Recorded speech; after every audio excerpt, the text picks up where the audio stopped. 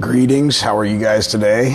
As you know, just launched selfgovernanceu.com, and today there's a subject that, of course, I'm very passionate about, and it's what actually got me to see the truth and start to ascend to the mind and open up my vision and step outside of the box, the mental indoctrination that I was subjected to as a youngster through my family, my friends, the school system, through, the corporation identified as Title 28, 3215A.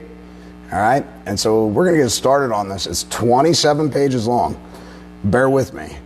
This is literally my fight through child support. Now, I want to make it very, very, very clear my stance, okay, because it's important.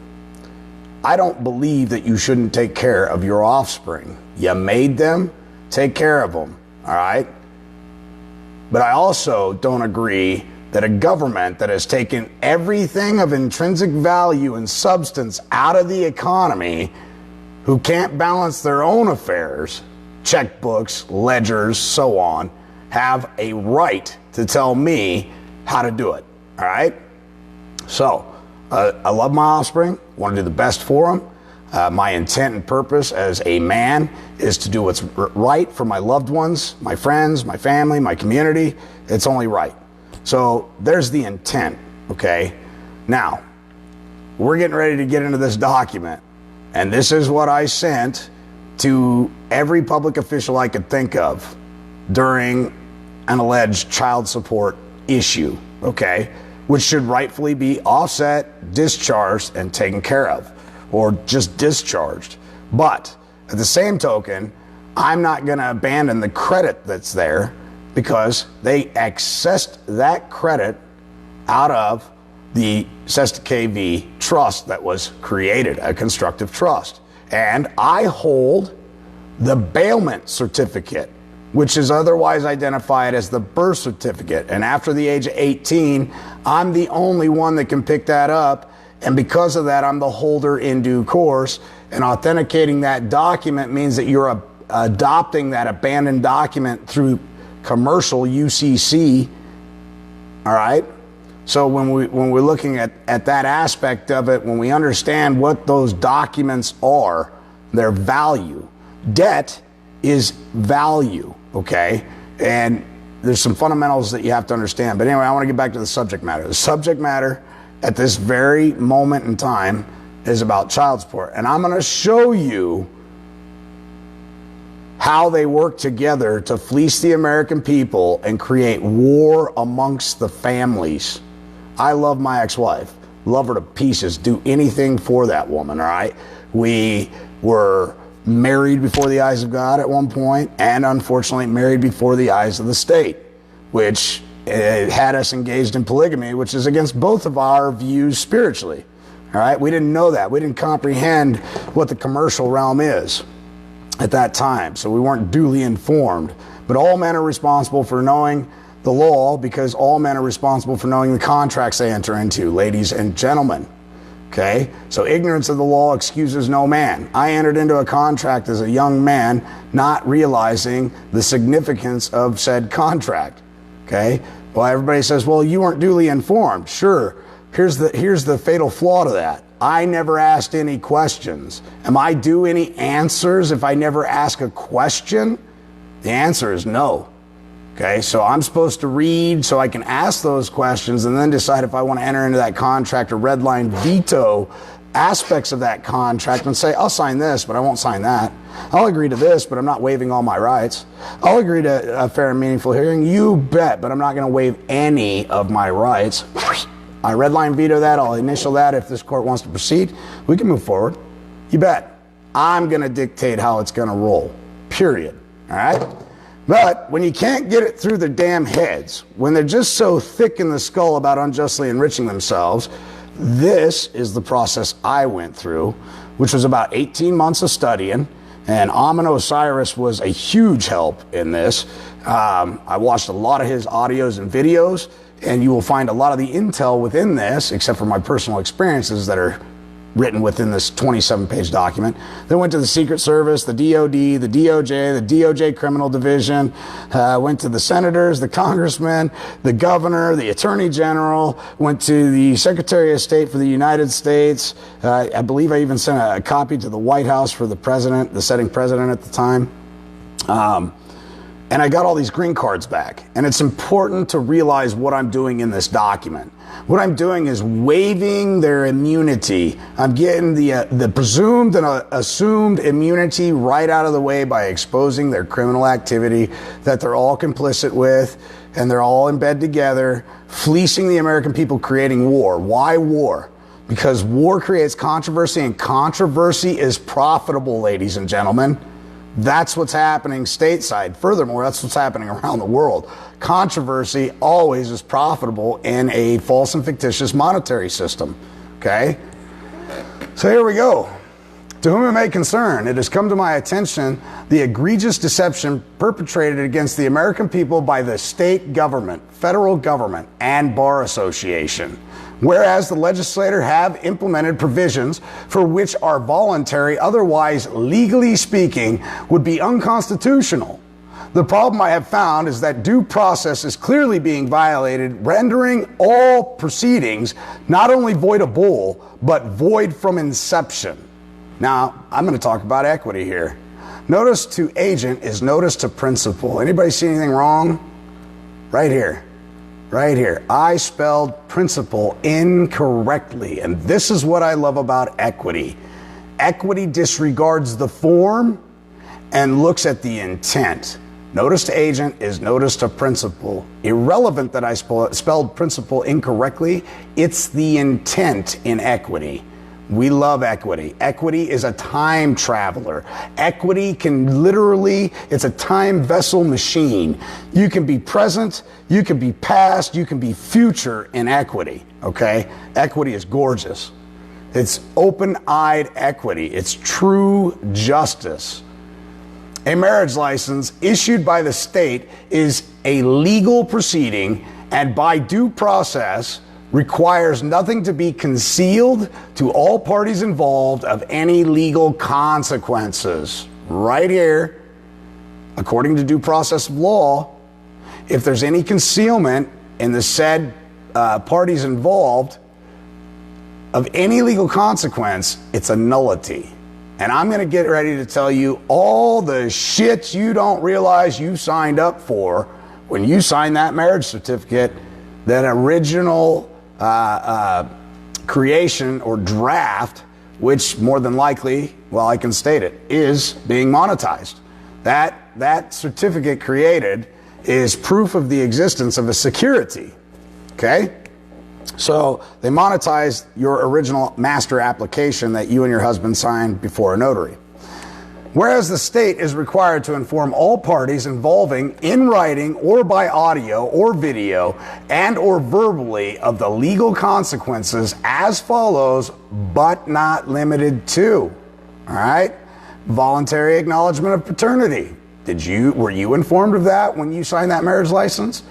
High volumes automated administrative systems. What is that? Are they selling your information to Interpol, who's selling it to Facebook and foreign countries? Are they monetizing your intel? Okay. Proactive matching federal parents locator service. There's another service that's benefiting from that exemption account, creating another person so they can justify getting more funds out of your estate. State Parent Locator Service, National Directory of New Hires, State Directory of New Hires, New Hire Reporting, Multi-State Financial Institution Data Match, Uniform Interstate Family Support Act, Wage Withholding, Liens on Property, Offset of Unemployment Compensation Payments, Reporting arrearages to credit agencies to prevent the undeserved extensions of credit. Seizure and sale of personal or real property, seizure of state and federal income tax refunds, revocation of various types of licenses, driver's license, business license, occupational license, recreational license, attachments of lottery winnings and insurance settlements of debtor parents, requirements that receipts of financial assistance from the Small Business Administration include direct loans and loan guarantees, must certify that the receipt is not more than 60 days delinquent in the payment of child support. Authority to seize assets held by the public or private retirement funds and financial institutions, deprivation of a debtor to a fresh start to discharge a debt completely, pay a percentage of the debt, or pay the full amount of the debt over a longer period of time because debts for child support and alimony are not dischargeable. State or federal imprisonment, fines, or both. Due process of law. Pursuant to Public Law 103-66, the Omnibus Budget Reconciliation Act of 1993, CSEA must afford due process safeguards, and 45 CFR 303.101C2, the due process rights of the parties involved must be protected, and Section 466, Title 42 USC 666 A3A must be in full compliance with all procedural due process requirements. They are denying you due process of law by not fully informing you. They are concealing these facts, as I read above, from you. You have to go find this completely in another location in order to find this information, which means it wasn't provided to you when you signed, so how could you have been fully cognitive of what you were signing without having all the literature? It gets better. Pursuant to Section 466, Title 42, USC 666 A5CI, procedural due process requirements, procedures for a simple civil process for voluntarily acknowledging paternity, under which the state must provide that before a man or a woman can sign an acknowledgement of paternity, they must be given notice orally or through the use of video or audio equipment and in writing. C. 45 CFR 302.34, Title 4D contracts. Contractor refers to a governmental entity with whom the CSEA enters into Title 4D contract. Governmental entity includes the following entities in the same county as the CSEA. It does not take a rocket scientist to see the clear conflict of interest. A court, a prosecutor of law enforcement officials, a sheriff, a clerk of the court, a recorder's office, a treasurer's office, or any other public or governmental agency or officials, including the governor. D. Title 31 USC 6305, Cooperative Agreements. This is the contract between the state and the Federal Office of Child Support that only benefits the United States Federal Corporation. Title 28 USC 3002 15A. The department may enter into cooperative agreements with the public entities in accordance with Title 45 CFR 302.34 and contract with private entities for the purpose of carrying out the responsibilities granted to the Division of OCSS, Office Child Support Services, as Title 40 agency. An executive agency shall use a cooperative agreement as the legal instrument reflecting a relationship between the United States government and a state, a local government, or other recipient when the principal purpose of the relationship is to transfer a thing of value to the state, local government, or the other receipt to carry out a public government purpose of support or stimulation authorized by a law of the United States, federal corporation. Okay, it's a statute, city ordinance, code, and provision as far as I'm concerned. It's not law. Instead of acquiring by purchase, lease, or barter property or service for the direct benefit of or use of the United States government. And two, substantial involvement in is expected between the executive agency and the state, local government, or other recipient when carrying out the activity contemplated in the agreement. E. Title 42 USC 654.3, which is a single and separate entity, Title 4D child support. Now we're showing you the joinder between two corporations for profit that are making revenue, generating revenue, okay, through a promise of the federal government to compensate them 66% of every dollar they extort from a man or woman, all right? I'm showing you where they are now brought down to a mere status of a corporation and are no longer functioning as a government. If I didn't articulate that beautifully enough with Title 28, 3002, 15A, which again is of their own literature, ladies and gentlemen. I didn't write that shit, they did, okay? Title 42 USC 654.3, which is a single and separate entity, Title 4D child support, now goes into cooperative agreement under Title 45 CFR 302.34 with the counties for the benefit of the state treasury. Now, let's talk about the benefit of the state treasury. Who pays judges? Who pays prosecuting attorney? Who's the principal that issues the check for the agents and agency that operate under the umbrella corporations of Title 28, 3002, 15A? Who pays that? Well, that's none other than the state treasury after they get their disbursements from the federal government for being a participating member in the scheme. It's in their own damn literature, ladies and gentlemen. They literally call it a scheme, but I'm gonna burn that turd cutter of yours with this next statement. This is really gonna grab you by the damn goat. Okay, this is 27 pages long of hard-hitting information. But here's what's going to grab you. Check this out. The American Bar Association helped construct the legislation for the Title 4D, which means you can't hire a damn lying, looting, pandering piece of shit identified as a lawyer or operating through title as a lawyer because it's a clear conflict of interest.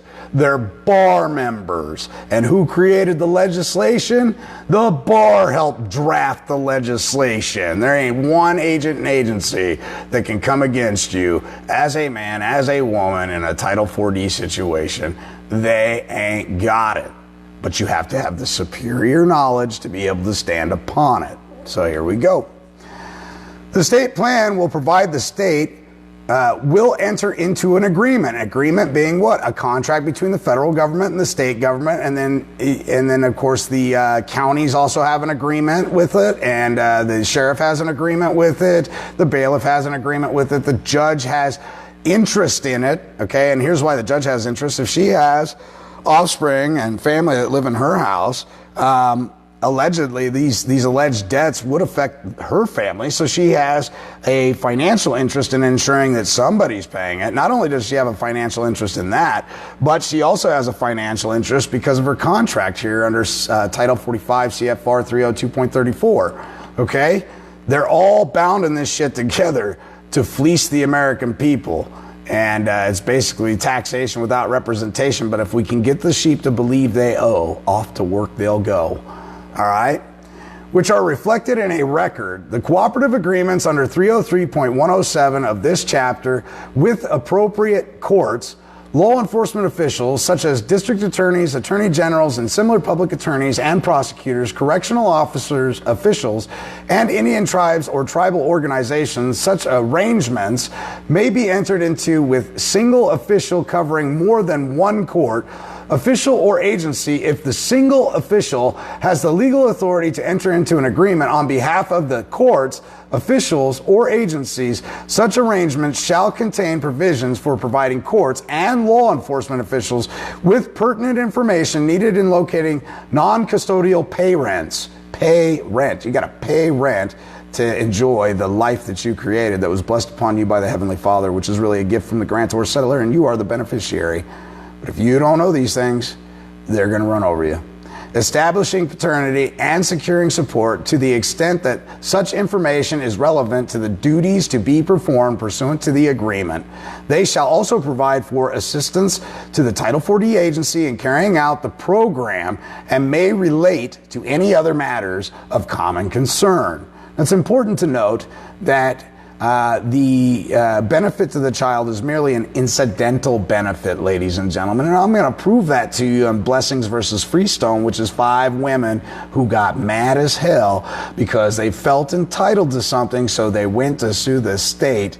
And the judge said, I'm sorry, ladies, Title 4D was actually created for the benefit of the Treasury. It wasn't created for you. No. And it could only be merely construed as an incidental benefit to the offspring because the offspring doesn't have that right to that parent's subsistence, income, whatever you want to call it. See what I'm saying? Keep following. I'm going to show you the dirty little secrets. You're doing the government's laundry and you see a big skid mark in their chonies. And this is what I'm showing you right here, the skid mark in the chonies. Under matters of common concern, such arrangements may include provisions of the investigation and prosecution of fraud directly relating to paternity, and child and spousal support, and provisions to reimburse courts and law enforcement officials for their assistance. They're being employed. They're hiding the Title 4D program under the executive branch. So what does that mean? The separation of powers is being violated. Separation of power clearly states the legislative, judicial, and executive branch shall forever remain separate, and no person from one branch shall exercise the duties of another. Granted, this is a federal law. Nevertheless, it is a law Karen Lynn Noakes is bound by. And you can see I wrote this. This is me hammering away on the judge, hammering away on her barnyard pimp, Brandon Brownell Hanson, former prosecuting attorney. This is me lighting them up, all right? Because this information right here is so powerful that I wasn't going to hold back. Their names are in this. It's riddled in this, all right? And keep in mind, this got sent off to the DOD. This got sent off to the FBI. This got sent off to all of them. None of them have plausible deniability at this point because none of them wrote me back saying, you're incorrect, sir, in your assessment. Not a frickin' one of them. Not an attorney general, not a governor, not a secretary of state, not an FBI agent. Nobody. Not a damn one of them responded to this. The administrative child support process created by Nebraska or any other state violates the separation of powers doctrine by infringing on the district court's original jurisdiction by creating a tribunal which is not inferior to the district court and by permitting child support officers to practice law. Therefore, the statute is unconstitutional. State of Minnesota and Supreme Court continuation of F. G. The executive branch is now in a contractual agreement with the courts to provide assistance, and the executive branch gets reimbursed for it. I'm showing you the contract and the flow of the currency. The executive branch is double dipping, i.e. committing fraud and or looting. Keep in mind, they never responded to me, guys. This has been out there for 3 years, 3.5 years. Federal funding. Federal funding for the Title 4D single and separate entity hidden in the executive branch contracted with the state is paid to the state treasury. 2. The state treasury pays all state employees pensions and salaries, including but not limited to judges, prosecuting attorneys, sheriffs, clerks of the court, governors, attorney generals, you name it. They're all paid through this. The list goes on. One can clearly see there is plenty of incentive to violate a man of his rights to his privacy and his family. Title 4D is a $200 billion a year industry, and each state gets its piece of the pie in federal funding by volunteering to participate in a Title 4D scheme. And I said it before, and I'll say it again. Title 4D is listed as a scheme in their own literature, guys. I, deprivation of rights under color of law. This list is limited. I can go on for months on rights violated under the color of law. The acts void, legislative acts in violation of the Constitution or the Constitution of the United States are void, and the judiciary shall so declare them. No man shall be denied equal protection of the law. Now, when they're trying to fleece you of your hard earnings, whatever you want to call it, remember this: they're not taxing that income that goes to her, okay? And it's pulled out before you're taxed. So let's just say you make $2,000 a month, you're spending $700 in bills, they're taking the 66% out of your income prior to taxes being removed, and then when you get your taxes removed, you don't have enough to pay your fucking bills. So the court naturally finds that you are not competent enough to get your daughter but a box of macaroni and cheese once a damn month. Thus, you have supervised visits for a couple hours, mainly over lunch, where you can serve her chicken lips and buttholes and which are hot dogs, and macaroni and cheese, because they've made it so you're impoverished, all right? And they've taken your ability to enjoy equal rights, equal protection of the laws and your rights. The provisions interfere with the injured party's inherent right to raise his offspring without unnecessary government interference and infringement. Myers versus Nebraska, important case. License suspension, corporation, recreational, occupational, drivers without due process of law. They're taking all these things without proper notice and due process of law. Involuntary servitude, violation of due process, denied rights to counsel, denied liberty, denied freedom, denied my Fifth Amendment, denied the Sixth Amendment, denied the right to offspring, whereas 50-50 custody with my former mate should be mandatory. All right? The father and the mother shall know the offspring equally. That's equity, people. It ain't rocket science. J, Section 321, adoption of the uniform state laws. Section 466, Title 42, USC 666 is amended by adding at the end of the following new subsection, F, Uniform Interstate Family Support Act, in order to satisfy Section 454-20A on and after January 1st, 1998, each state must have in effect the Uniform Interstate Family Support Act. It was mandated, ladies and gentlemen, that they go into business and then they have to voluntarily comply in order to receive the funding, which they're all voluntarily complying, which means they're liable. As approved by the American Bar Association, February 9, 1993, Federal Manual of Child Support, OCSE, also provides under a contract with the American Bar Association, OCSE Office of Child Support Enforcement Agency, responsible for the administration of the Child Support Enforcement Program created by Title 4D of the Social Security Act of 1975. OCSE is responsible for developing child support policies, not law, policies, guys. Oversight, evaluation, and audits of state and tribal child support programs. You can't hire an attorney without there being a conflict of interest, period. A judge can't sit on the bench without being a conflict of interest, because the U.S. Supreme Court has set it firm in the United States corporation world, the fictional realm, that you must be a bar attorney in order to be a judge, all right? And providing technical assistance and training to those programs. Who the hell do you think is teaching these judges how to administer the Title 4D scheme? Why do you think they go to seminars, ladies and gentlemen?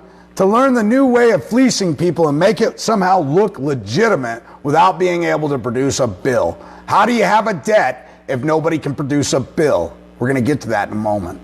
OCSE operates the Federal Parent Locator Service, which includes the National Directory of New Hires and the Federal Case Registry. Ladies and gentlemen, I don't care what state you go to. If you're trying to get your head back above water and you're like, I just got to get out of this county. If I get out of this county, you know, I can get another job, and my bank account will start to grow again and I can start to provide for my family. But if I stay here and I stay stagnant, the system is so fucking atrociously rigged that I'm going to end up in prison every 3 months because I cannot give them what they're asking of me. Because if I do, I don't have the ability to eat. So I'm forced into a situation where I have to accept more benefits from the state that are really coming from my own estate that was probated at my fucking birth. See what I'm saying here, ladies and gentlemen? They're taking your inheritance from you, and they've got you locked in a prison in your mind, believing that somehow you're a deadbeat. I'm here to tell you right now, they know exactly what they're doing, and this is proof of it. I can show you all the green cards, registered mail that I sent out to these agencies. There ain't a one of the head of those agencies that can deny it. All right? I wasn't writing to the piss ants. I was writing to the alleged man, the head of the corporation or division of corporation that he works for. Okay? This is so important because I see so many families divided over this illusion of money or currency.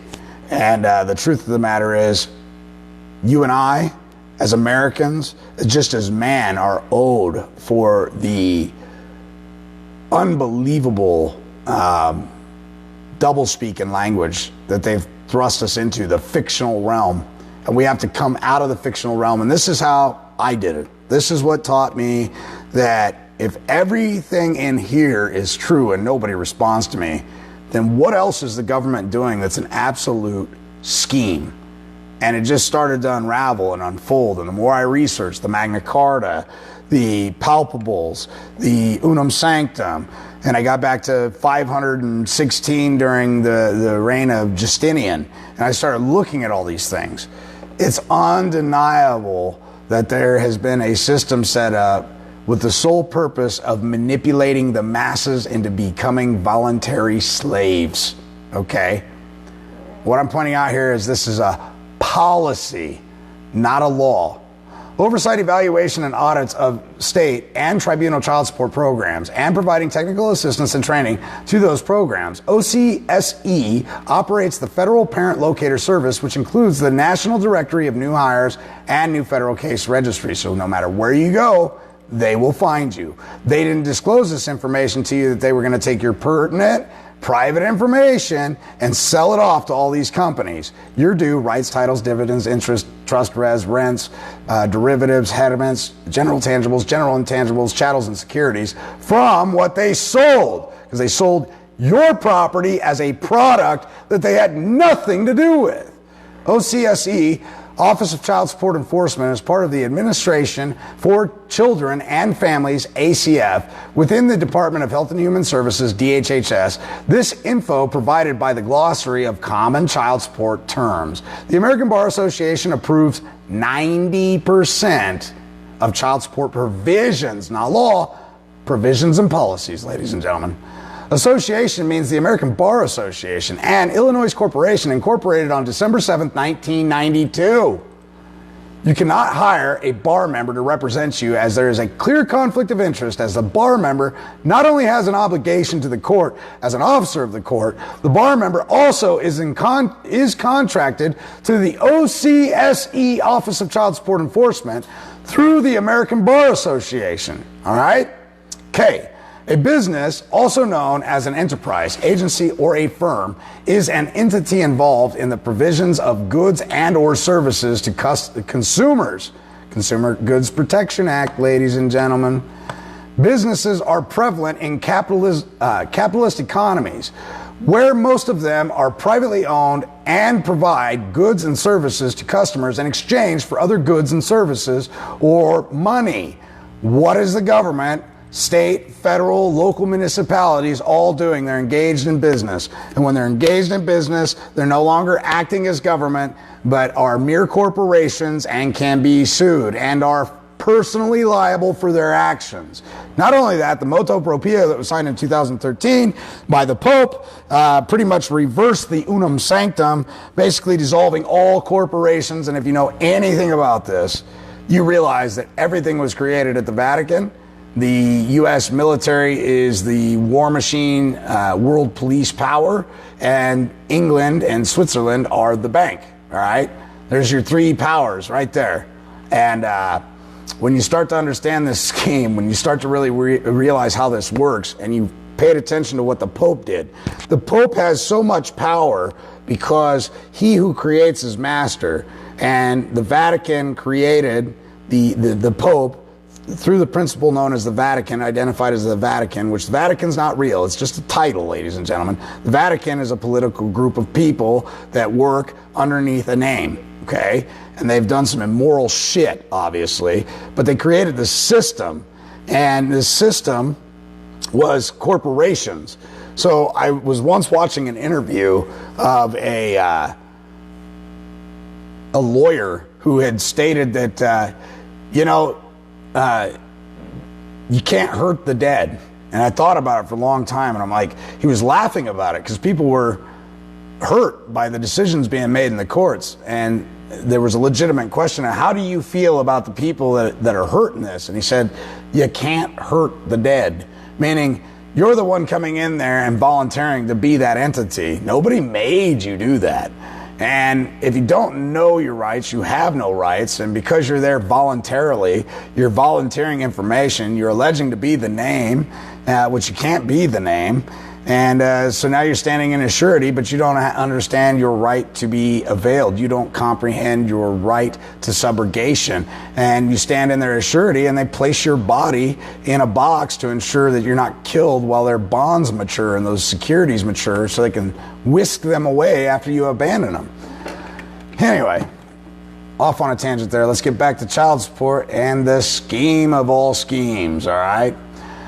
The CSE, Child Support Enforcement Agency, must charge an application fee, okay? That means that they're in business, they're not government. They're charging a fee for a service, which means they're in business commercially. They're no longer government. They never were government, ladies and gentlemen.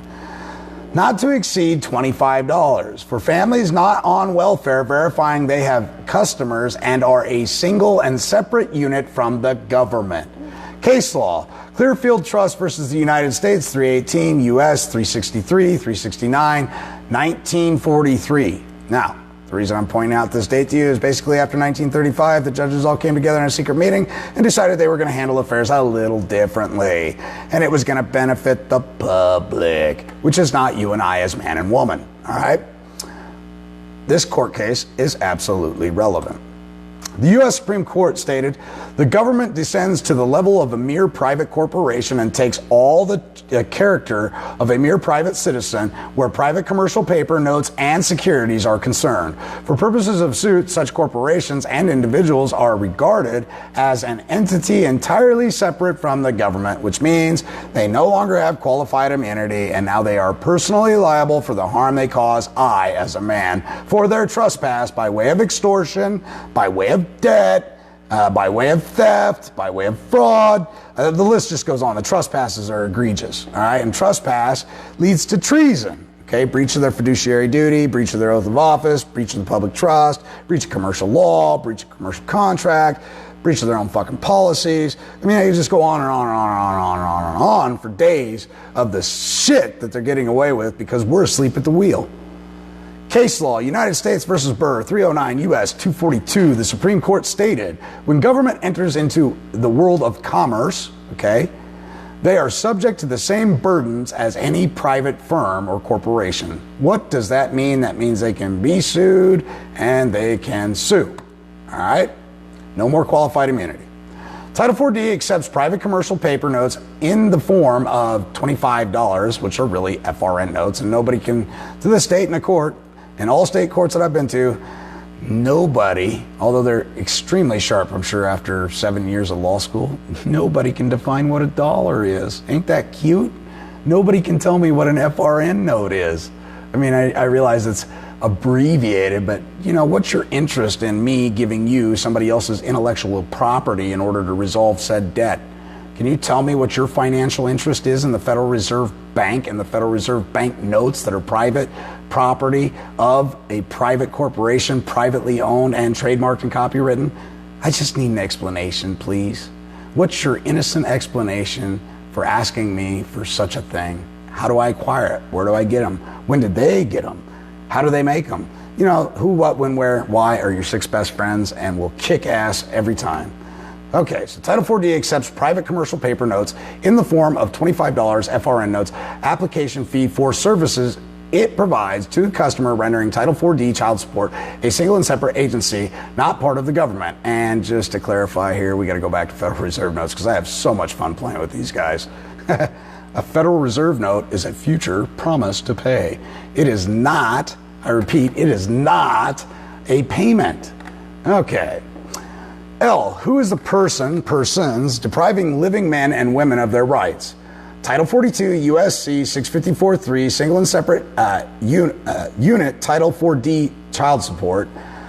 2, Title 45 CFR 302.34 is the counties, political subdivisions, and their contracts and all the cronies that work for them, all the agents and agency from the Sheriff's Department, Police Department, they're all wrapped up in it, all right? The county attorney's wrapped up in it, the clerk of the court's wrapped up in it, like I said, the governor, they're all unjustly enriching themselves at your guys' peril. at your guys' suffering. And the reason I can use the word suffering is because you're volunteering. You're volunteering because you lack the knowledge, and it tells us in the Bible, my people shall suffer for their lack of knowledge, and that's exactly what's happening. And that's why I do these videos, to help you guys out, because I really am sick and tired of reading the paper and seeing people commit suicide over false and fictitious claims that could be easily defeated if we could just get out of our mindset, our indoctrination, okay? Partnership between Federal Office of Child Support Enforcement is, in fact, in a partnership with the executive branch of every state, all 50 of them, ladies and gentlemen. This partnership is with the federal government and the state government under the executive branch. Then they created the Title 42 USC 654-3 and placed it under the executive branch, and then that separate and single unit, Title 4D, goes into Title 45 CFR 302.34, political subdivision counties. It goes into the political subdivisions and counties. So the sheriff signed on with 302.34, the prosecutor signed on with 302.34, and this is the contract, and the proof of the contract is found in Title 45 CFR 302.34. Okay? What I'm giving you is the bullets to your Gatling gun. You just got to get the rust off that brain and be able to come in and articulate this, okay? And if you can't articulate it, type it up, read it, study it, send it off, all right? It's not hard. Freedom isn't free, ladies and gentlemen. It never has been free. If you believe that it's free, you live in the greatest optical illusion ever created by man, and that's the illusion of freedom being free. Freedom has never been free. You have to fight for it, all right? And how do we fight? What's the best way to fight? The best way to fight is to be sensible, to come in good faith, good reason, with good conscience, in order to find remedy. That's all we're here for. I'm here for remedy. I'm not an enemy, belligerent combatant of the United States. I'm not a U.S. citizen. I'm a man. I'm an ambassador of peace. I'm a bondservant of Christ, and I'm here to provide remedy. That's it. It's really, really, really simple. But in order to simplify it, you have to understand how this is working, because what I'm showing you, is just business, all right? Color of law. Color of law refers to an appearance of legal power to act that may operate in violation of law. What? Wait a minute here. That sounds like an oxymoron. I know legal and lawful, and I'm a legal and a lawful man. Wow, what a statement, right? Let me remind you something, ladies and gentlemen. Slavery was legal. What do you think about legal now, huh? Slavery was legal, all right? So all you people out there go, I'm legal. Just remember, just because it's legal doesn't mean it's moral, doesn't mean it's lawful, okay? You want to know how I'm prevailing in court, 13-0? A reasonable man of sound mind, able to articulate the difference between legal and lawful. Real simple, okay? Just bring forward the man or woman that I've caused harm, injury, damage, and loss to. I'm here today to provide remedy. I notice that the pleading isn't sworn to. There's no affidavit in tote or an affidavit that's been lodged to the alleged claim. It also doesn't have an independent bond to it, a hazard bond, in case I'm caused harm, injury, damage, and loss by somebody in here that may or may not. Notice I say may or may not be committing fraud upon the court, bringing false and fictitious claims under false and fictitious names, trying to ensnare me in their scheme. Huh? Yeah? You like that? Oh, they love it.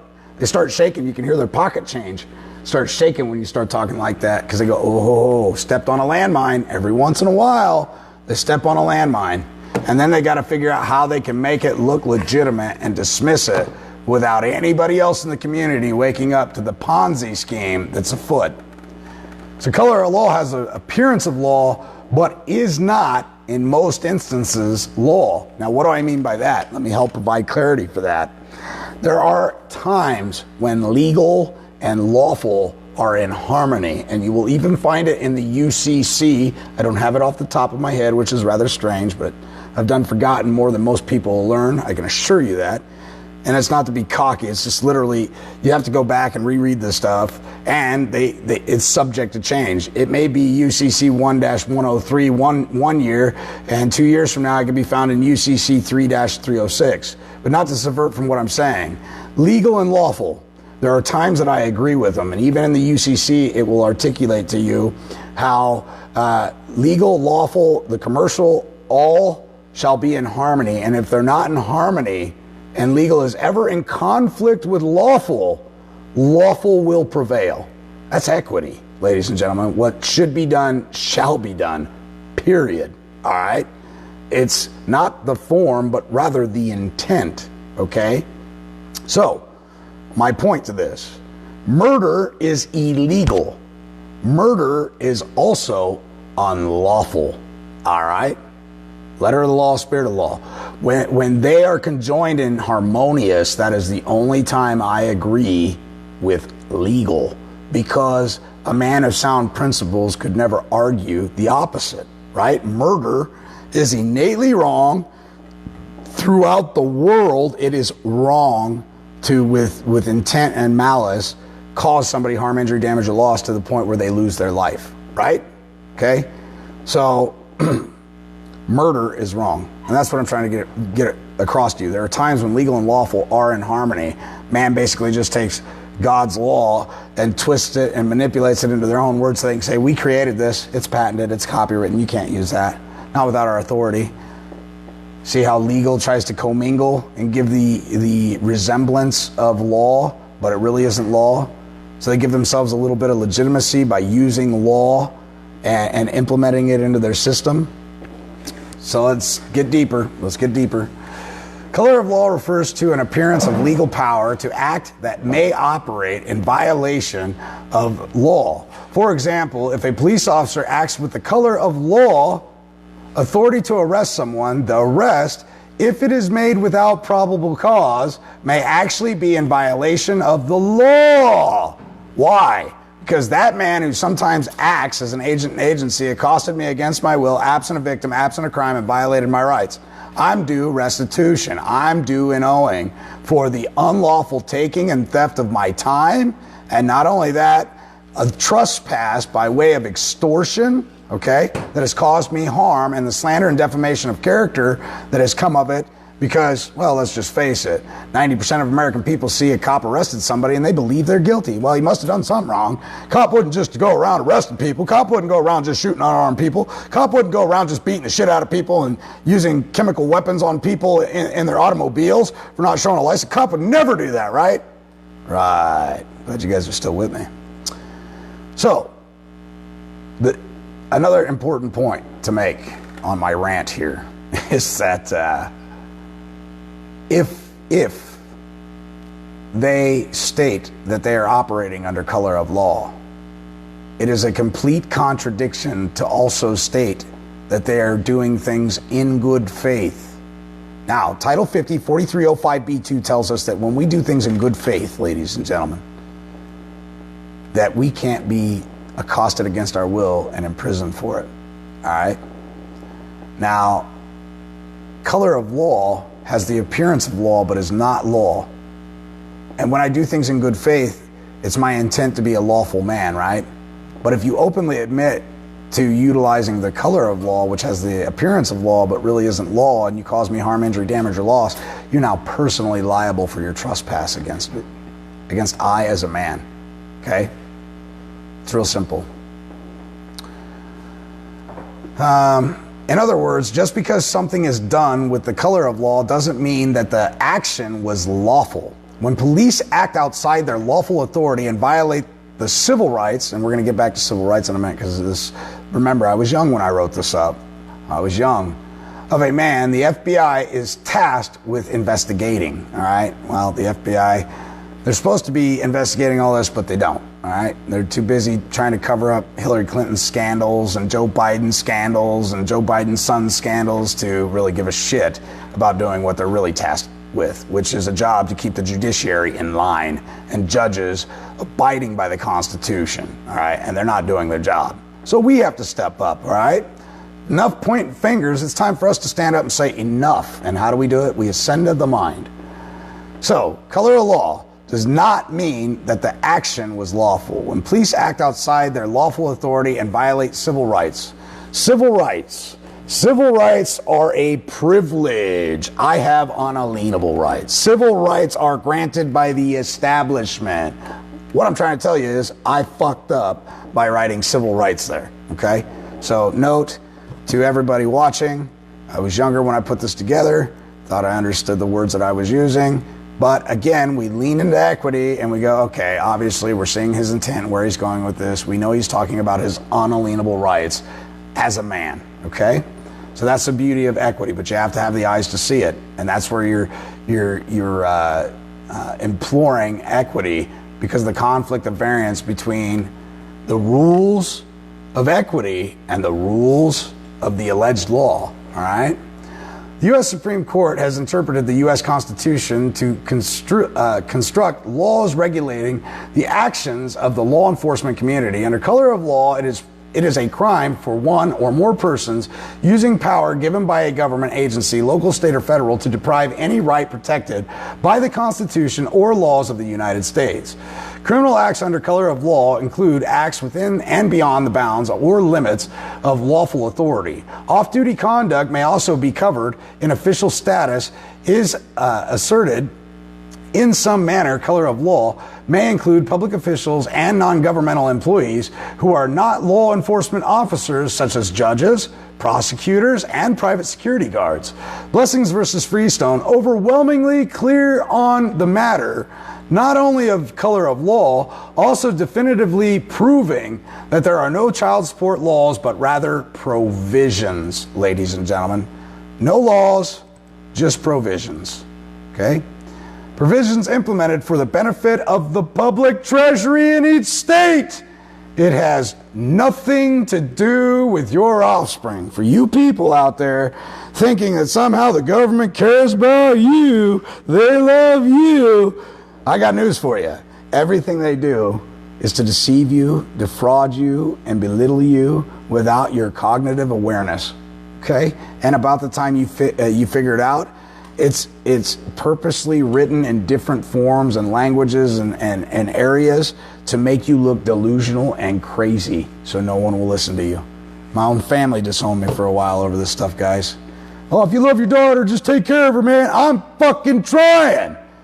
Fuck. I'm building a company. I'm 4 years deep. Things are looking bright. No loans from a bank. I'm doing all right. Just need people to get off my ass. I'm doing the best I can with what I got. And I'm not on state benefits. And I'm not reaching out to the government for assistance. And I'm doing what I've always been taught. Never realizing that what I'd been shown and what I'd been taught was wrong. Wrong. 1933, the Banking Act of 1913. I mean, you go back to the 1800s, all the alleged debt, all the bankruptcies, when you start to really see that you are pledged as chattel, which means you're a freaking slave owned by the IMF, ladies and gentlemen. And if you accept it, then it is as such. When you know who you are, you have rights, titles, interests, dividends, derivatives, debentures, headments, general tangibles, general intangibles, trust, res, rents, rights, duties, and obligations. You have all kinds of stuff. Chattels, securities, but only when you know who you are. All right. In positive law, Office of Law Revision Council, United States Codes, child support is not enacted into positive law. What's positive law, ladies and gentlemen? Let's just think about that for just a second, because it's important to comprehend. Positive law is something all nations respect. Positive law is this: murder is innately wrong. There's nobody in the world that can say murder is justifiable. Killing, on the other hand, is a different story, all right? Killing in the name of preservation of life, your safety, your family's well-being, justifiable. Murder, however, with intent to cause somebody else harm, injury, damage, or loss that is not a threat to you, is in fact wrong, and it's positive law that murder is innately wrong, okay? That's positive law. That's the best way I can articulate it to the layman so you can comprehend what positive law is and what it means. Thou shalt not covet thy neighbor's wife. Positive law. Thou shalt not commit adultery. Positive law. Thou shalt not steal. Positive law. Okay? Unanimously across the board, theft is wrong. It's fucking wrong. Period. I don't care how you spin it. Theft by taking. You know, here's the legal version of it. Well, it's theft. Here's the lawful version. Theft by taking, right? and the legal version is stealing by taking, okay? And here's the difference. They've got theft by receiving. Well, if you received it and you didn't know it was stolen, are you really guilty of anything? No. The answer is no. But I see people go to jail all the time for it. Oh, I just recently saw a case. It was theft by receiving. And, the prosecutor goes, well, John Henry Doe Smith here did have in his possession at the time, the officers engaged him, one unicorn. And that unicorn was stolen from Miss Abrams on the night of, the 29th of September. And so we're also charging him, the state would find that you find him guilty on theft by receiving. And the young man just sat there mute. And I was like, oh my gosh, he just slit his own throat and is volunteering to go to jail for something that he had no knowledge of. And you could see it in his eyes. He didn't object. He didn't assert himself. He didn't use his right to allocution. He didn't stand up and go, this is a false and fictitious claim with no verified claimant, bringing forward sworn testimony, willing to take the stand. I'm invoking my Sixth Amendment. I'm standing on the Sixth Amendment. I'm going to stand above it and under it and on it. I'm invoking the Sixth Amendment, my right to face my accuser. And you better bring them forward, ladies and gentlemen, or this case is dismissed. And if we proceed on, it's a trial de novo. You all know better than to bring a claim for which relief cannot be granted, not having a damn plaintiff. Get out of here with that shit, all right? I, as a man, am entitled to hear what another man has to say that caused him harm, injury, damage, or loss through my actions. And I, as a man, just want to provide remedy to that man. Can that man come forward today? Or is somebody in here a lying, looting, pandering pieces of shit, bringing forward a false and fictitious claims using false and fictitious names without being independently bonded, not having an affidavit submitted on record supporting the claim being brought forward? Could it be there's a rat in the woodpile? In positive law, Office of Law Revision, Council of United States Codes, child support is not enacted into positive law. The term positive law has a long established meaning in the legal philosophy, but has a narrow meaning when referring to titles of the code. Title 42 USC 1983, civil action for deprivation of rights, is positive law as it applies to every man and woman, okay? It applies to every man and woman. I don't use that. I would rather just go after them privately and do my private administrative process and hold my own court and default them that way. Because I'm after ass and badges. And ass is short for assets. I'm looking for assets and badges. I don't give a shit about their currency. All right? Oh, positive law versus non-positive law. Titles. 1. A positive law title of the code is itself a federal statute. A non-positive law title of the code is an editorial complication of federal statutes. For example, Title 10 Armed Forces is a positive law title because the title itself has been enacted by Congress, all right? By contrast, Title 42 USC, the Public Health and Welfare, is a non-positive law. Title 42 USC 666 is in fact where child support is operated and ran from and is not enacted into positive law. Title 40D is under the Social Security Act and has not been enacted into positive law. Number 5A, United States Code. The matter set forth in the edition of the Code of Laws of the United States current at any time shall, together with the then current supplement, if any established prima facie evidence, or prima facie, the laws of the United States, general and permanent in their nature, in force on the day preceding the commencement of the session, following the last session of the legislature, of which is included, provide, however, that whenever titles of such code shall have been enacted into positive law, the text therefore shall be legal evidence of the laws therein contained. In all the courts of the United States, the several states, and the territories and insular possessions of the United States, therefore, Title 42 USC 666, the child support provisions used to deprive me of my rights, my unalienable rights, are not legal evidence of law. It is done under color of law. So I just removed their veil. The emperor wears no clothes. Look at his little smeckle. You know, you can see it. Everybody point and laugh. They're all going to laugh at you, Judge. I just removed your clothes, your garb, your drape. You have no immunity, no protection, period. All right? And you can't possibly be operating in good faith because your actions show otherwise. I, Derek Satan Gonzalez, am being deprived of rights, privileges, and immunities under color of law. I, Derek Satan Gonzalez, was born free. Free means not subject to legal constraint of another. Not hard, people. I am no longer free, having the power to dictate upon my own free will according to Title 4D order. If I do not comply as requested, I, Derek Satan Gonzalez, am subject to what? Jail, license suspension, commercial and recreational license suspension, wage withholding, tax withholding, rights to my offspring, the right to acquire property, the right to pursue happiness, the right to privacy, the right to protect my reputation, the right to independent and equal protection of the law, the right to not self-incriminate, federal grants and loans for businesses, etc., all while being denied my right to due process, which is yet again another rights violation executed by persons, USC 654-3, Title 4D, and is contracted agents, CFR 302.34, counties, agents and agency, and political subdivisions. It's important to note, I received not one letter from the FBI, Secret Service, DOD, DOJ Criminal Division. There were so many agents I wrote, and I got no response out of this, guys. Do you know how powerful this is? None. No response means the next time you come at me, Lucy, you got some damn splaining to do. Because there is an inquiry before this corporation, and by God, the heaven be willing, the great divine creator give me strength, you will answer this first. My controversy takes precedent over your innocuous bullshit to lie, loot, plunder, and steal from me. Number 10. Who are the persons in violation of Title 42 USC 654-3, Title 4D, and the Title 45 CFR 302.34?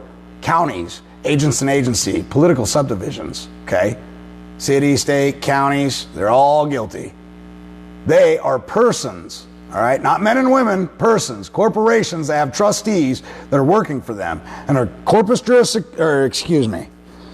Am Jurisprudence 63 Charlie 2D states that all public officials, agents, and agency are in fact trustees of the American people. Period. End of frickin' story. Judge, are you denying the trust? Are you disclaiming the trust? Are you saying that it's not there? Oh, I dare a public official to answer that one incorrectly.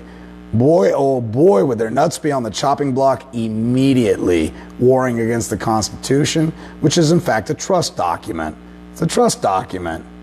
I'm not a signer to it, absolutely not. But it's the intent of the testator, the grantor settler at that moment in time, that I not be frivolously accosted against my will, that I not be forced to warehouse any agent and agency, that I not be forced to testify against myself and incriminate myself, that I have the right to be secure in my persons, paper, houses, property, and effects, which is really what? Ladies and gentlemen, the pursuit of happiness. All right? Provided I do what? Do no harm to another man or woman. Period. They are persons and do not have immunity. The USC 654-3, which is Title 42, 654-3, is a single and separate unit. If it is a single and separate unit from the government with customers, how do they have 11th Amendment immunity? Well, I went ahead and answered that for them. They do not. Nobody wrote me back and said, Derek, you're absolutely wrong. You're on crack. Lay off the drugs, buddy. Quit hitting the bottle. Go to sleep. Quit studying this stuff. Not one letter. Not yeah, you're correct. We're so sorry. We're going to correct this right now. the least they could have done was tell me, fuck you. I mean, I could have at least respected that. Hey, Derek, hey, by the way, psst, fuck you. Oh, okay, well, all right, cool. No response sometimes is the biggest insult a man can receive. It's frustrating. But at the same time, it's very gratifying to know, checkmate, I got you. P, presentment of bills, okay? Now, in the child support hearing, they allege that I owe a debt. Well, in order to be a debt, understanding commercial law, there has to be a true bill due and owing. Before it could be a debt, there would have to be a true bill. And the true bill, I learned about this unwittingly and unknowingly, running my own businesses, doing my own private thing as private trade in order to survive, create a living, right? And it's funny because you create an estimate and everybody goes over the estimate and we agree and we understand that there's maybe a 5% margin on the estimate to go up and down either way, all right? It could be for the homeowner's benefit, it could be for my benefit, but I gotta leave some leeway in there because again, it's just an estimate and they may, you know, the materials may fluctuate or whatever over time as we're getting the project done, so we need that 3 to 5% leeway there, and that's the estimate. A bid is something solid and firm, right? So we got the estimate, we get the estimate signed, I have the estimate in my hands, I'm now the holder in due course. And this is what I found interesting about banking. Having that instrument in my hand, I could literally go to the bank and give them that estimate, that signed contract to perform the work, and they would lend me the funds based off that agreement. You can call it a promissory note, you can call it a contract, I don't give a shit what you call it. They can monetize it, and that by itself was proof of how the banking system works. That we as private men and women can create our own instruments, okay? We can create our own contracts, and the bank will be more than happy to take that slip of paper from you and monetize it because they know you don't have enough common sense to ask for it back when the contract is completed. You do all those rights, titles, interest. If they monetized it for whatever it was, you do all that back in owing once you satisfy the contract.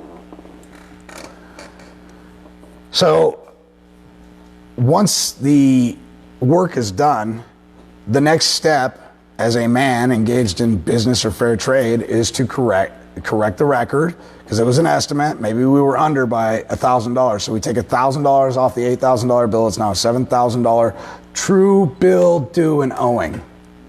I give notice to the homeowner that there's a true bill due and owing for $8,000. And I have the original in my hand, which is evidence of the debt, and it's evidence of the payment due, right? And I have evidence of the signed contract estimate to perform the task at hand. Everything's satisfactory, everything's done, and I send them notice. And they decide not to pay their bill, okay, their true bill due and owing. Then I move in a private administrative process to default them. Is it your intent not to pay this bill that's due and owing? I'll give you 10 days to respond. If you don't respond, I'm going to presume and assume that it's your intent by your tacit agreement and acquiescence to shirk your responsibilities and obligations and not pay this bill.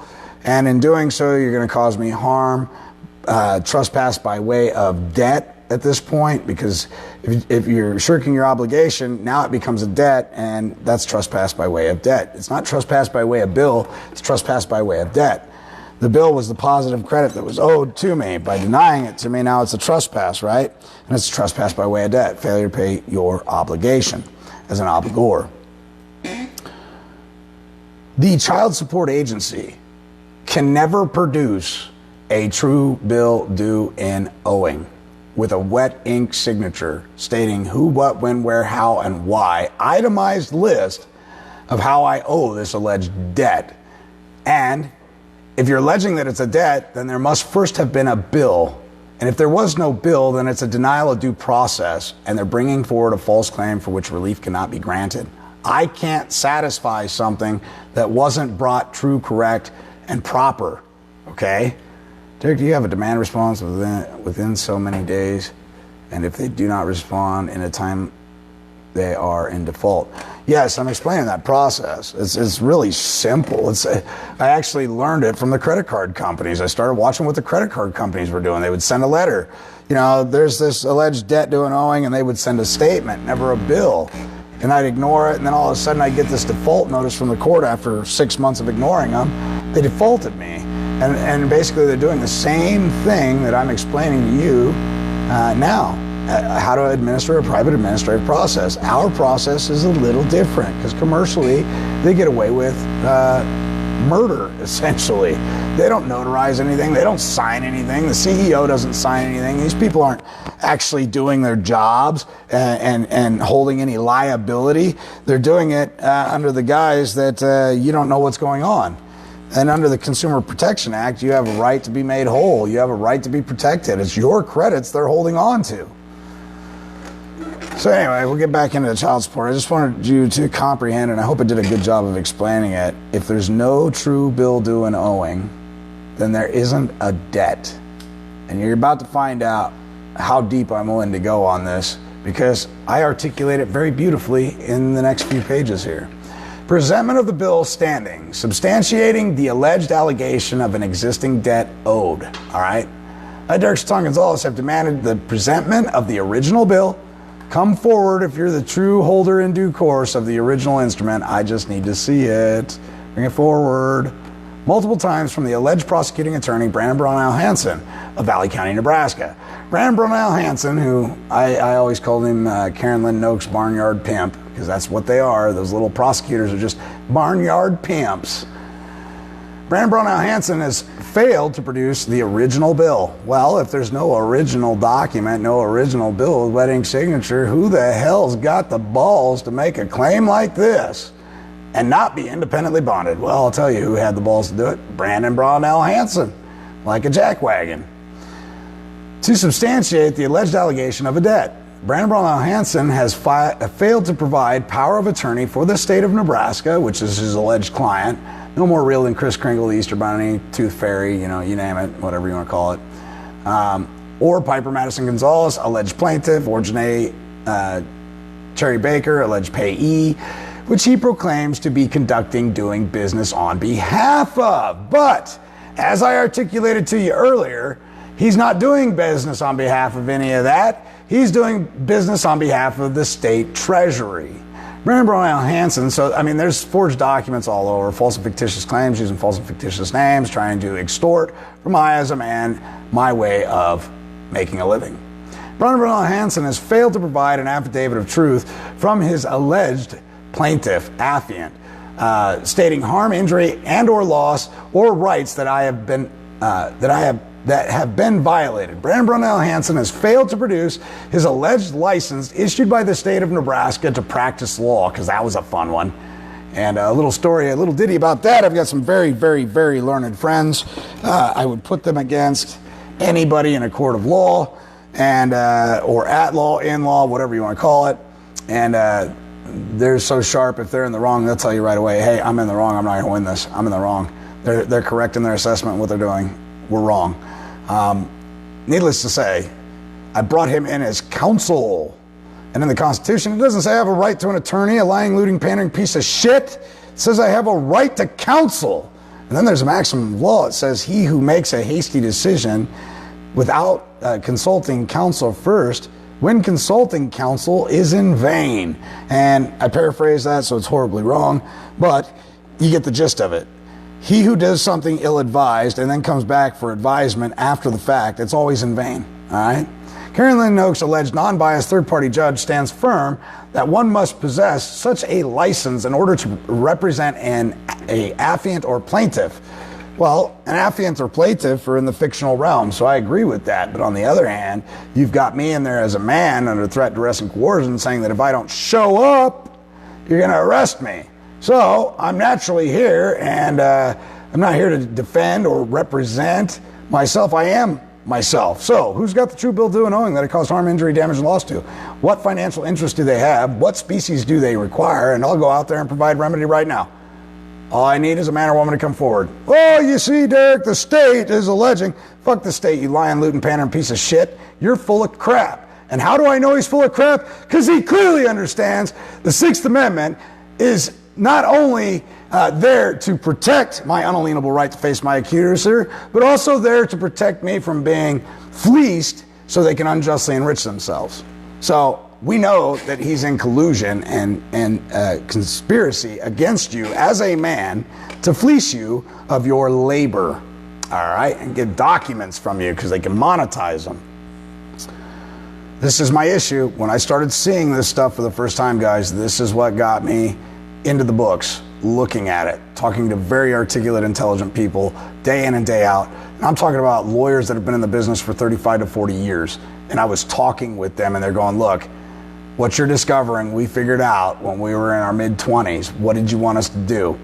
Stand up. Sound off like you got a pair. This country's in trouble. So Derek, everything you're learning is true. It's all smoke and mirrors, buddy. Keep going, keep up the good fight. But unfortunately, at this point, I can't help you anymore.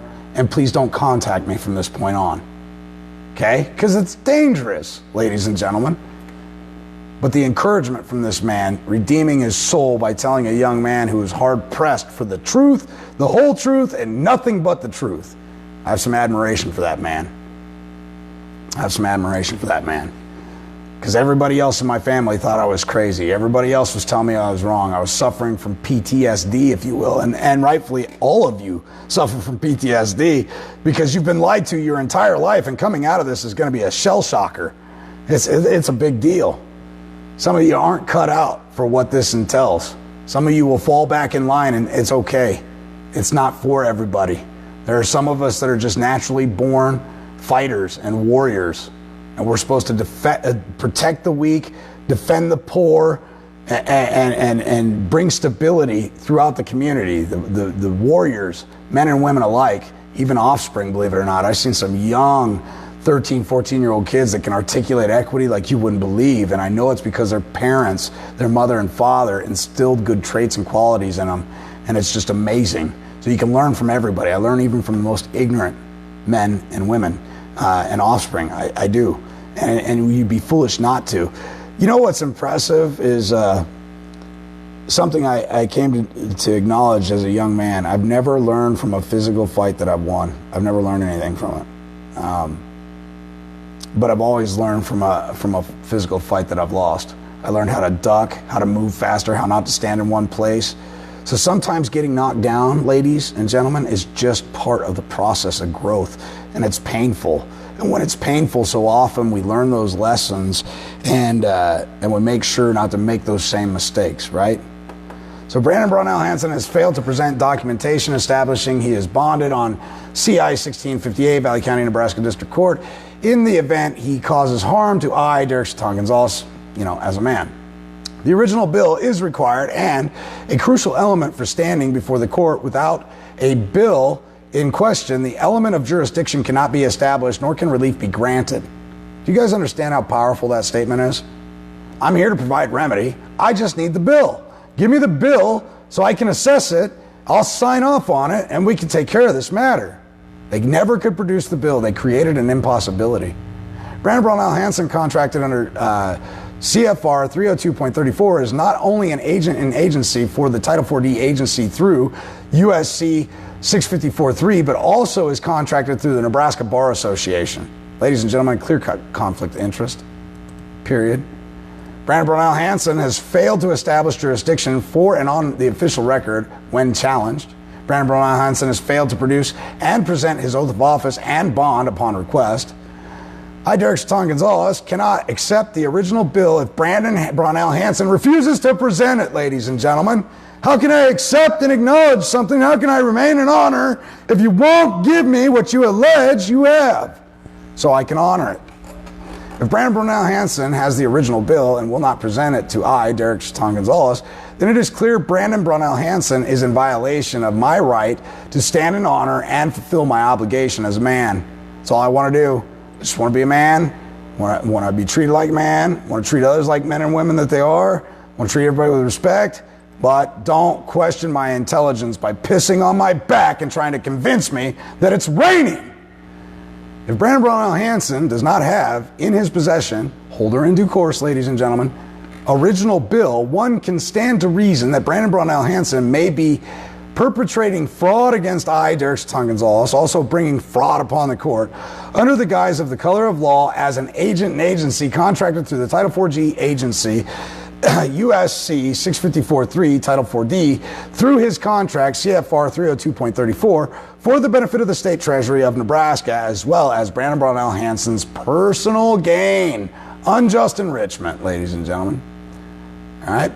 Karen Lynn Noakes, alleged third-party, non-biased judge Karen Lynn Noakes, failed to produce her oath of office and bond upon demand of I, Derek Chaton Gonzalez. Karen Lynn Noakes entered a plea allegedly on behalf of the alleged defendant, Derek Chaton Gonzalez. It is very clear a plea was entered on behalf and collected in interest of the prosecuting attorney, Brandon Brownell Hansen, Valley County prosecuting attorney, so they could proceed with the fleecing. That's conspiracy, ladies and gentlemen. Bam. Nobody rebutted it. Karen Lynn Noakes denied I, Derek Chaton Gonzalez, the right to enter into an informed plea by failing to answer questions pertaining to jurisdiction. Denial of my substantial rights and due process of law. Guilty. Nobody rebutted it. Karen Lynn Noakes' failure to acknowledge questions being asked by I, Derek Chaton Gonzalez, showed a clear bias in favor of the prosecution, as well as exhibited ex parte behavior. Now, this statement right here, exhibited ex parte behavior, I can prove it, but the officers and agents that were in the room at the time more than likely would never testify, even though some of them are retired and were astonished that the prosecutor and the judge, in the midst of a hearing, walked into chambers and came back out to continue on and approached the bench multiple times to have a conversation and then resume the proceedings. Ex parte communication, all right? Ex parte isn't a bad thing as long as you're in the right jurisdiction. You're in equity, the exclusive jurisdiction of equity. Using Gibson's chapter 1 through 60 as reference points, waypoints, guide points, and navigating those treacherous waters of commercial law. Karen Lynn Noakes did in fact partake in ex parte communication with the prosecutor Brandon Brownell Hansen on multiple occasions throughout the legal proceeding. Karen Lynn Noakes' seditious behavior, and I chose to use the word seditious, because it was seditious in nature, and it was something else. Behavior is notably incomprehensible, extremely unprofessional, and was witnessed by many throughout the proceedings. Now, it's important to understand that when I was going through this, I was drawing 30, 40, 50, 60 people into a court. That's how many people were leaving their jobs at 1 o'clock in the afternoon to come watch the shit show, all right? And it was powerful because the people that cared enough to be there, whether they were there for the shenanigans or whatever, the George Carlin moments, were really there to find out what I was pissed about. And it helped in prevailing. Any reasonable man can understand what I'm talking about right here. So, from yelling from the bench, failure to answer questions, practicing law from the bench, promoting the prosecution, Brandon Brownell Hansen prompting Brandon Brownell Hansen to enter motions when he had said not one word in 6 months.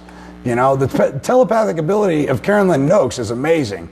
It was bewildering to me. The alleged judge would sit on the bench and prompt the prosecutor, didn't you want to file a motion today?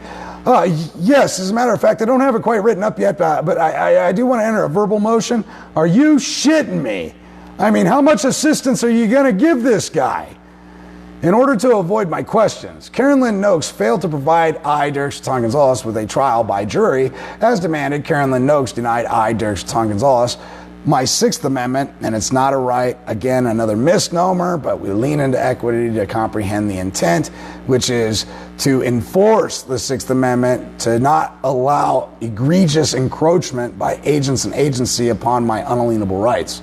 As per my demand before the courts for a trial by jury verbally, all right? Karen Lynn Noakes denied I, Derek Chaton Gonzalez, the right to counsel.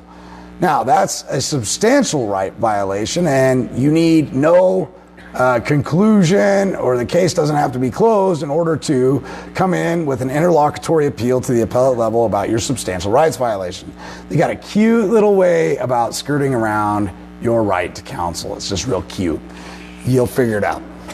Karen Lynn Noakes falsely arrested I, Derek Chaton Gonzalez. Why do I say that? Contempt of court in a child support hearing cannot be had because now they're acting judicially instead of ministerially, and it's the perversion of the separation of powers. After I had challenged jurisdiction without addressing the issue of jurisdiction that lay before the court, Karen Lynn Noakes denied I, Derek Chaton Gonzalez, the right to a speedy trial. Karen Lynn Noakes had engaged in conversation via the telephone with Tim Totson, a Valley County resident, about I, Derek Stone Gonzalez. It just so happens Tim Totson frequents my parents' home for conversations and cocktails. This conversation took place during the months of proceedings, whereas Karen Lynn Noakes was to remain non-biased. This information will undoubtedly be substantiated through phone records and firsthand knowledge by Tim Totson. Now, whether or not I can get this guy, this joker, to testify against his own family, probably not. But here's the facts. Them phone records are undeniable, all right? 12.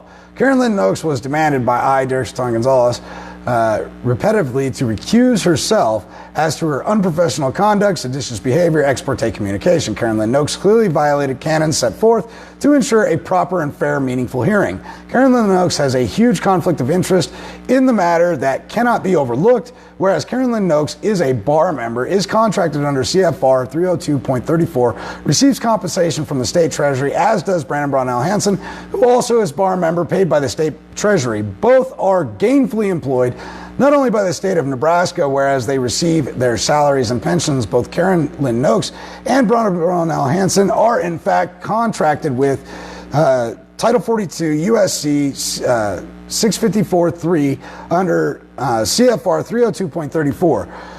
302.34. The Bar Association is also contracted to the Title 4D support USC Title 42 654.3. Let me remind you, Karen Lynn Noakes, as well as Brandon Brownell Hansen, are Bar Association members contracted with all three entities simultaneously. Where is Derek Gonzalez' right to a fair and meaningful hearing again? Karen Lynn Noakes is in violation of the Separation of Powers Act, whereas Karen Lynn Noakes is operating in the executive branch as an ministerial administrator for the benefit of Title 4D Title 42 USC 654.3 as a single and separate entity person, whereas Karen Lynn Noakes must adhere to her contract CFR 302.34 to enforce provisions and enrich the Nebraska State Treasury. Title 42 USC 666 falls under the Social Security Act in the executive branch. Thus, Karen Lynn Noakes is in clear violation of Separation of Powers Act. Karen Lynn Noakes no longer qualifies for judicial 11th Amendment immunity, as in her violation of the Separation of Powers Act. She is now operating in her personal capacity, subject to liability and damages she may cause in her actions. Adjudication without presentment of a bill. Karen Lynn Noakes, how do you assess this sentence without a bill? All right, without a true bill due and owing, how do you substantiate jurisdiction? How are you able to render a sentence without the thing of value being before you in order to assess the situation? Karen Lynn Noakes, how do you decide a value assessment without having the thing that is valuable? Karen Lynn Noakes, how do you create a bill contempt charge for this sentence? Karen Lynn Noakes, are you waiting for me to accept your bill that you probably have not written before you negotiated? Because remember, she's a banker sitting on a bench. All right, it's all in Black's Law Dictionary. It explains to you exactly what they are after 1933. They're bankers, period. Handling financial instruments and negotiating them. Karen Lynn Noakes, is the value of the payment of this alleged debt to be made with money? Karen Lynn Noakes, what species are we talking about? Currency.